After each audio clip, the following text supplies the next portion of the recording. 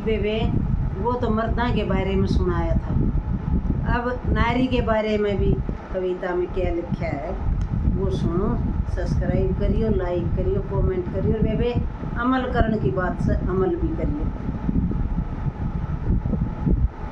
किन तथ्यों पर बोलो तुम नारी को अबला कह डाला, किन तथ्यों पर बोले तुम नारी को अबला कह डाला।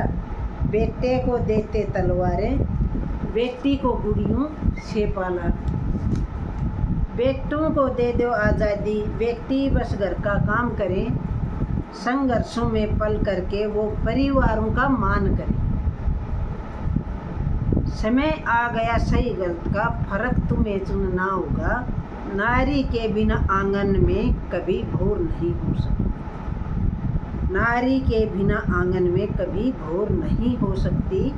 जिसने दुनिया को पाला वो कमज़ोर नहीं हो सकती। नारी जितनी भाई देवी नहीं और नारी जितनी सती नहीं, नारी जितनी संघर्षशील नहीं, लेकिन कुछ नारी ऐसी हैं जो नीचा दिखाने पर मजबूर कर देती हैं।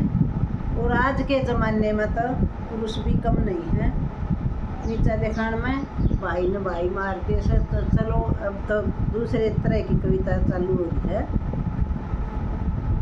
कविता के ज्ञानी बैठे हो तो शब्द शब्द को चुन लेना, मोहित का स्वर ये बोल रहा है ध्यान लगा के सुन लेना।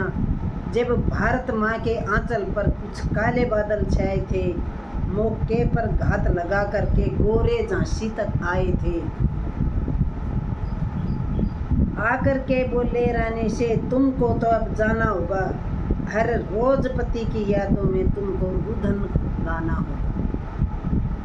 राजा तो स्वर्ग सिधार गए, ना वारिस अब कोई झांसी का, जो बात नहीं मानेगा उसको आदेश है सिर्फ फांसी का।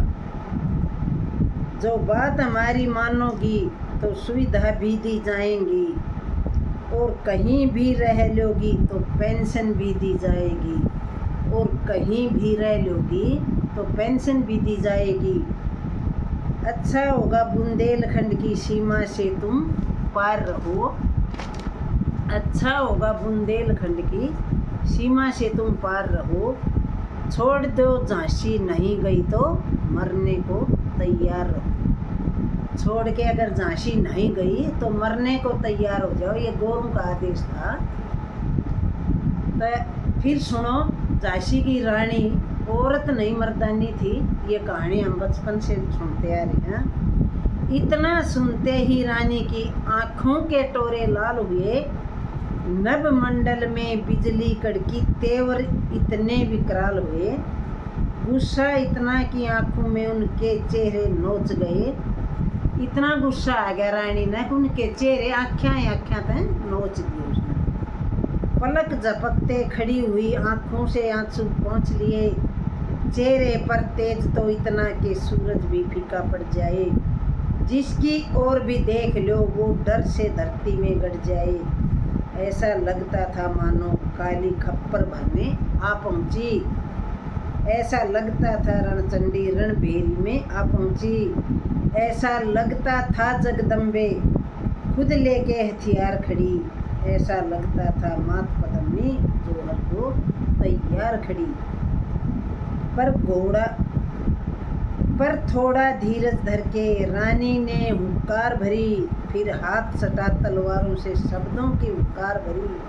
बोली जाकर कह देना गोरों से और गद्दारों से, जो ख्वाब देखते झांसी का उन सब किस्मत के मारों से। जब तक रानी जिंदा है ये आन नहीं मिटने देगी, जब तक रानी जिंदा है ये आन नहीं मिटने देगी। जाकर कह दो गोरों से और उन गद्दारों से। शेष भाग अगले उसमें सुनाऊंगी।